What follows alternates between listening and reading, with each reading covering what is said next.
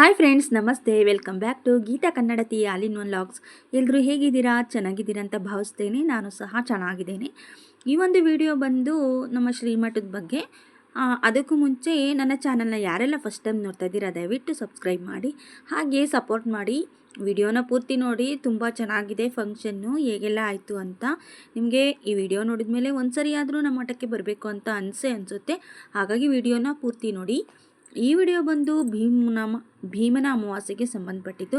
ಅಂದರೆ ನಮ್ಮ ಶ್ರೀಮಠ ಇರೋದು ತುಮಕೂರು ಜಿಲ್ಲೆ ತಿಪ್ಟೂರು ತಾಲೂಕು ಕೆರಗೋಡಿ ರಂಗಾಪುರ ಸುಕ್ಷೇತ್ರ ಅಂತ ಹೇಳಿ.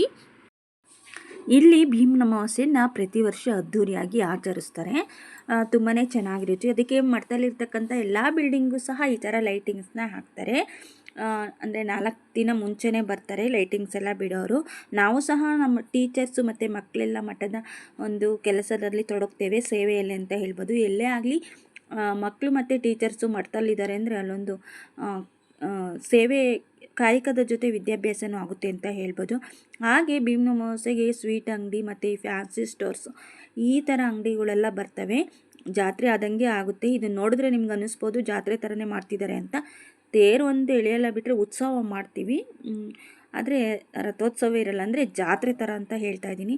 ಪಾಪ ಈ ಅಂಗಡಿರೆಲ್ಲ ಎಷ್ಟು ಕಷ್ಟಪಟ್ಟು ಅಂಗಡಿ ಹಾಕ್ಕೊಳ್ತಾರೆ ಅಂದರೆ, ಒಂದಿನಕ್ಕೆ ಎಲ್ಲೇ ಆಗಲಿ, ಇಲ್ಲಿ ಅಂತಲ್ಲ ಯಾವುದೇ ಜಾತ್ರೆಗೆ ಹೋಗಲಿ ಇವರೆಲ್ಲ ಈ ಥರ ವ್ಯಾನಲ್ಲಿ ಎಲ್ಲ ತೊಗೊಂಡು ಬಂದು ಅವನ್ನೆಲ್ಲ ಇಳಿಸಿ ಅಲ್ಲೆಲ್ಲ ರೆಡಿ ಮಾಡಿ ಒಂದು ದಿನಕ್ಕೆ ಎಷ್ಟು ಕಷ್ಟಪಟ್ಟು ಮಾಡಬೇಕು ಅಂದರೆ, ಪಾಪ ನಾವು ಹೋಗಿ ಇವ್ರ ಹತ್ರನೇ ಚೌಕಾಶಿ ಮಾಡ್ತೀವಿ.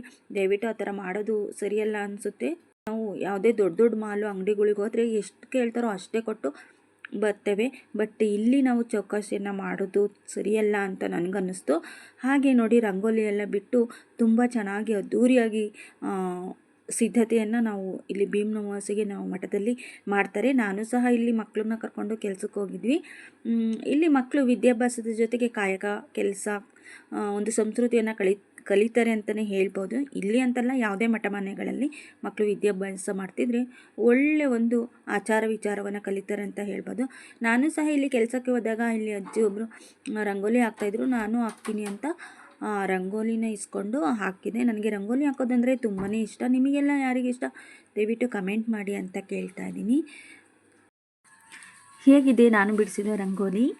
ಇಷ್ಟ ಆಯಿತಾ ನಿಮಗೆ? ಕಮೆಂಟ್ ಮಾಡಿ. ನಿಮಗೆ ಯಾರಿಗೆಲ್ಲ ಇಷ್ಟ ರಂಗೋಲಿ ಬಿಡೋದು ಹೇಳಿ.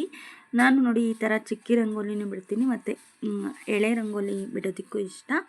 ಇದು ಚಿಕ್ಕಿ ರಂಗೋಲಿ ಬಿಟ್ಟು ತುಂಬ ದಿನ ಆಗಿತ್ತು, ಹಾಗಾಗಿ ಬಿಡಬೇಕು ಅಂತ ಅನ್ನಿಸ್ತು, ಹಾಗೆ ಬಿಡಿಸಿದೆ. ಹೇಗಿದೆ ರಂಗೋಲಿ ದಯವಿಟ್ಟು ಕಮೆಂಟ್ ಮಾಡಿ ಅಂತ ಕೇಳ್ತಾ ಇದ್ದೀನಿ. ಹಾಗೆ ನಮ್ಮ ಮಠದಲ್ಲಿ ಬೆಳಗ್ಗೆ ಎದ್ದು ಏನೆಲ್ಲ ಮಾಡಿದ್ರು, ಯಾವ ರೀತಿ ಹೂವಿನ ಅಲಂಕಾರ ಮಾಡಿದ್ರು, ಹೀಗೆ ನೋಡ್ತಾ ಇದ್ದೀವಿ. ಪೂರ್ತಿ ವಿಡಿಯೋ ತುಂಬ ಚೆನ್ನಾಗಿದೆ ನೋಡಿ. ಇಲ್ಲಿ ಬೆಳಗ್ಗೆನೇ ಅಮಾವಾಸ್ಯೆ ದಿನ ಇದು, ಬೆಳಗ್ಗೆನೇ ಹೂವಿನ ಡೆಕೋರೇಷನ್ ಎಲ್ಲ ಮಾಡಿದರು ಪೂಜೆಗೂ ಮುಂಚೆ. ತುಂಬಾ ಚೆನ್ನಾಗಿತ್ತು. ಇದು ಗದ್ಗೆ ಒಳಗಡೆ ನನ್ನ ವಿಡಿಯೋ ನೋಡಿರೋರಿಗೆ ಎಲ್ರಿಗೂ ಗೊತ್ತಿರುತ್ತೆ ಗದ್ಗೆ ಅಂತ. ತುಂಬಾ ಚೆನ್ನಾಗಿ ಕನಕಾಂಬರ ಮತ್ತು ಕಾಕಡ ಮತ್ತು ಚೆಂಡು ಹೂವಿಂದ ಅಲಂಕಾರವನ್ನು ಮಾಡಿದರು ಗದ್ಗೆ ಒಳಗೆಲ್ಲ. ನನಗಂತೂ ತುಂಬ ಇಷ್ಟ ಆಯಿತು, ನಿಮಗೂ ಇಷ್ಟ ಆಗುತ್ತೆ. ಹೀಗೆ ನೋಡ್ತಾ ಇರಿ, ಮ್ಯೂಸಿಕ್ ಬರುತ್ತೆ ಇವಾಗ. ಮುಂದೆ ನಾನು ಮಾತನ್ನು ಕಂಟಿನ್ಯೂ ಮಾಡ್ತೀನಿ. ಪೂರ್ತಿ ವಿಡಿಯೋನ ದಯವಿಟ್ಟು ನೋಡಿ ಅಂತ ಕೇಳ್ತಾ ಇದ್ದೀನಿ.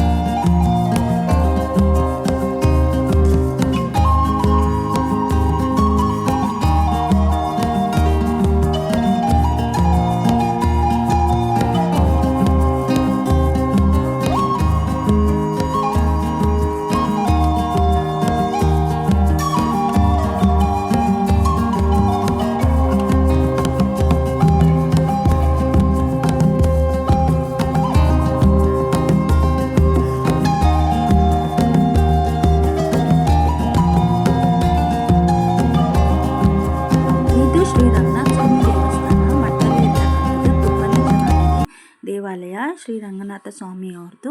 ಇಲ್ಲೂ ಸಹ ಡೆಕೋರೇಷನ್ ಮಾಡಿದರು. ಅಂದರೆ ಇದೇನು ಜನನೇ ಇಲ್ಲ ಅಂತ ಇದ್ದೀರಲ್ವ, ಜನ ಬರ್ತಾರೆ. 10 ಗಂಟೆ ಮೇಲೆ ತುಂಬ ಜನ ಬರ್ತಾರೆ. ರಾತ್ರಿ ಎಲ್ಲ ಉತ್ಸವ ಇರುತ್ತೆ. ಇದು ಬೆಳಗ್ಗೆನೇ ಈ ಥರ ರೆಡಿ ಮಾಡ್ತಿರ್ತಕ್ಕಂಥದ್ದು, ಬಾಳೆಕಂದು ಎಲ್ಲ ಕಟ್ಟಿ. ಇದು ಬೆಳಗ್ಗೆ ವಿಡಿಯೋ, ತುಂಬಾ ಚೆನ್ನಾಗಿದೆ. ಜನ ಆಮೇಲೆ ತುಂಬ ಜನ ಸೇರ್ತಾರೆ.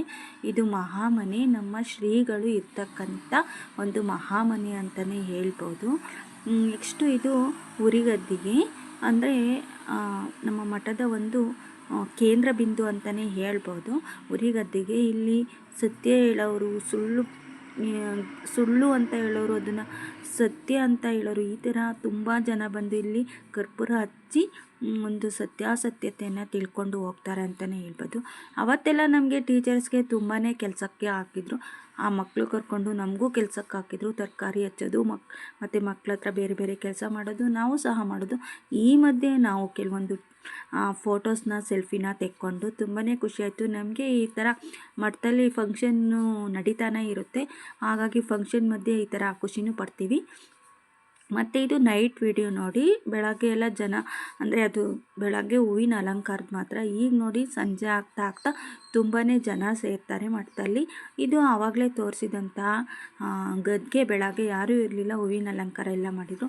ನಾನು ಹೇಳಿದೆ 4 ದಿನ ಮುಂಚೆನೇ ಲೈಟಿಂಗ್ಸ್ ಎಲ್ಲ ಬಿಟ್ಟಿರ್ತಾರೆ ಅಂತ. ಆ ಲೈಟಿಂಗ್ಸ್ ಬಿಟ್ಟಿದ್ದು ಅಮಾವಾಸ್ಯೆ ದಿನ ಈ ಥರ ಪ್ರಜ್ವಲಿಸುತ್ತೆ ಅಂತಲೇ ಹೇಳ್ಬೋದು. ಈಗ ನೋಡಿ ಫುಲ್ಲು ವಿಡಿಯೋ ನೋಡಿ, ಮತ್ತೆ ನಾನು ಮಾತಾಡ್ತೀನಿ, ಮತ್ತೆ ಸಿಗ್ತೀನಿ.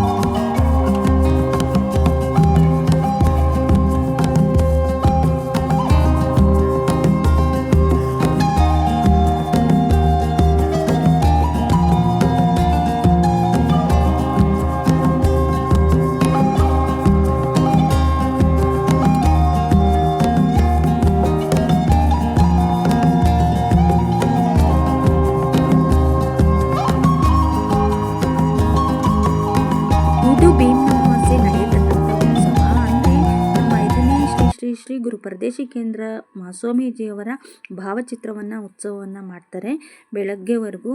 ಹಾಗಾಗಿ ವೀರಗಾಸೆಯವರು ಎಲ್ಲರೂ ಸಹ ಬಂದಿರ್ತಾರೆ, ತುಂಬಾ ಜನ ಸೇರಿದ್ದಾರೆ.